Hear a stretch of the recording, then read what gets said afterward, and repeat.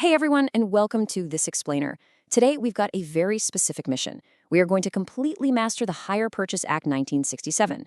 And, good news, we aren't going to do it by painfully memorizing dry textbook pages. No way.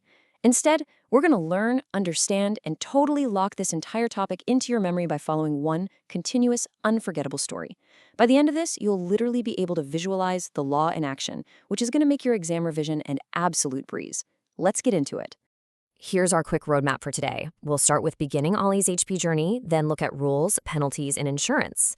After that, we'll cover Ollie's rights as hirer, followed by the defaults and repossession timeline. Finally, we'll break down key court cases and finish up with a rapid exam revision. All right, part one, beginning Allie's HP journey. So, meet Ali. He's a university student who desperately needs a reliable car for his new part-time job, but he absolutely cannot afford to pay the full cash price up front. Because he doesn't have the cash, he enters into a hire purchase agreement. Now, under Section 2 of the Act, a hire purchase agreement basically includes letting out goods with an option to purchase and an agreement to purchase goods by installments. It's a setup designed perfectly for folks like Ali, and it primarily applies to consumer goods and motor vehicles. Allie heads down to the car dealer and they arrange the financing through a company called ABC Finance. Now, this brings us to a massive legal distinction. Allie gets possession of the car. He literally gets the keys to drive to work that very day. But ABC Finance, they retain the ownership. They hold the legal title. So Allie doesn't actually own this car until he pays off the very last installment and exercises his option to purchase. It's a crucial difference. Okay, let's look at the whole chronological domino effect of creating this contract.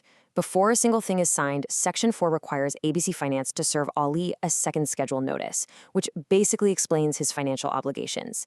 Then, during the actual process, the agreement must be in writing under Section 4A, signed by all parties under Section 4B, and contain specific details like the installment amounts under Section 4C. On top of that, Ali has to put down a minimum 10% deposit, and that's according to Section 31. Finally, once the dust settles, Section 4.3 mandates that Ali receives a physical copy of the agreement within 21 days. So remember the flow: notice, writing, sign, content, deposit, copy. Moving right along to part two, rules, penalties, and insurance. So that's a ton of paperwork, right? You might be wondering, what happens if the car dealer or ABC Finance just gets lazy and cuts corners? What if they skip a step? Well, the law is completely ruthless here. If those formation procedures, like serving that second schedule notice or getting it in writing, are not strictly followed, the entire agreement is void and unenforceable. The owner literally loses their contractual rights. Basically, the Act absolutely does not tolerate sloppy paperwork.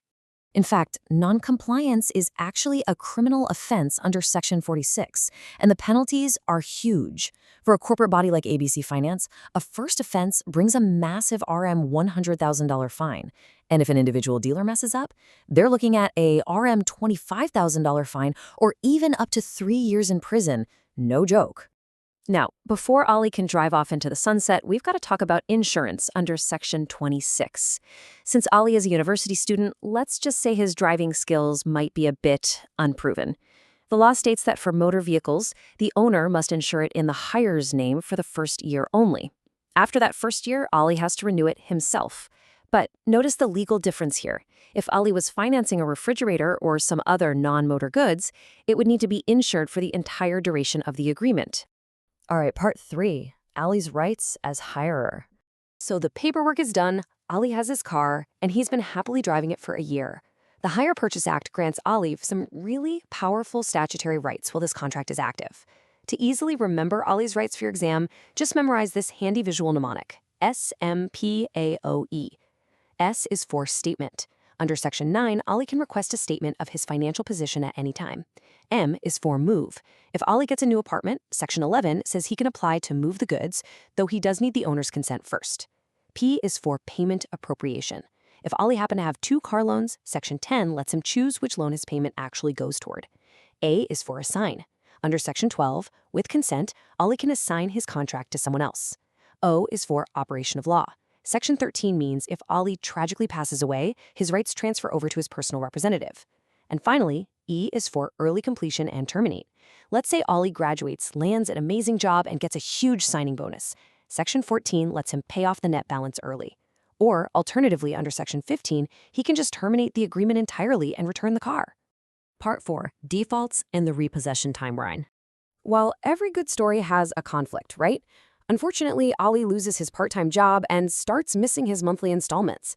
ABC Finance notices the missed payments and starts preparing to strike.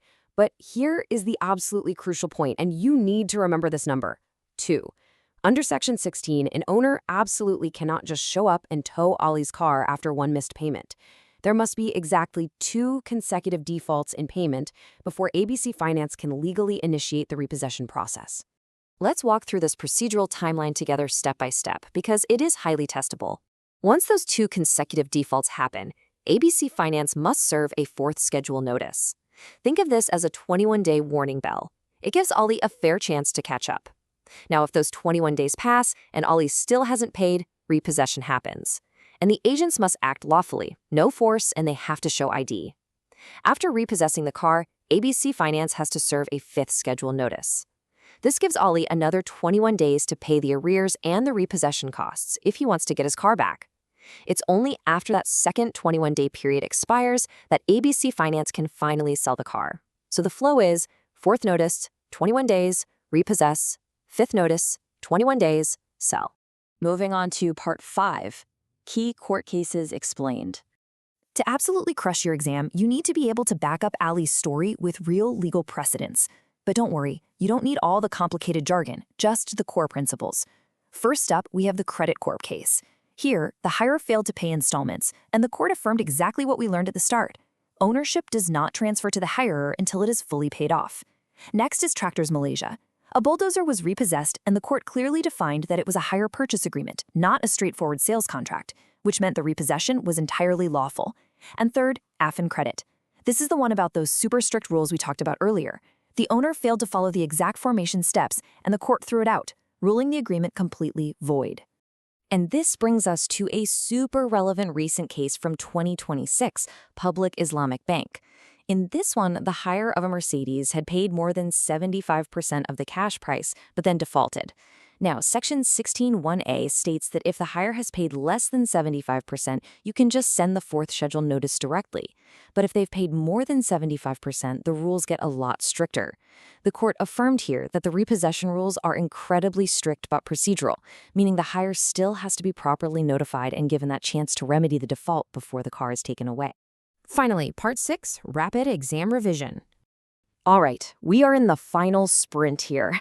Let's lock this information into your short-term memory before you step foot in that exam hall. I want you to take a mental screenshot of these golden numbers. Ready?